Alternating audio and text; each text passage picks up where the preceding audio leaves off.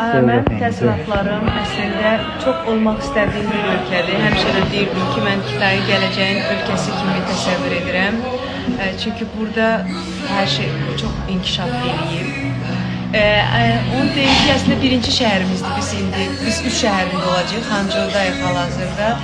Mən ilk xoşuma gələn oldu ki, insanların üzündə təbəssüm və insanların bir-birinə kömək etmək istəyi.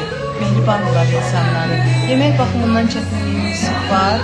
Çünki bunların ağız dadından bizim yerlə bir qədər fərqlidir. Yemək baxımından biraz çətindir. Amma əsas yemək deyil ki, əsas görməkdir. Mən düşünürəm ki, görməyə görə də bura gəlməyə dəyər. Salam değerli izleyicilerim, kanalıma hoş geldiniz.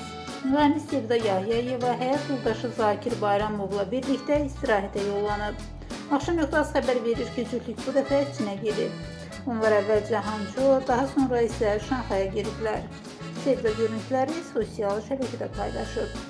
Bəzən həyatın ən gözəl anları sakitlikdə gizlənir. Sakura çiçəklərinin altında dayananda vaxt sanki biraz yavaşlayır.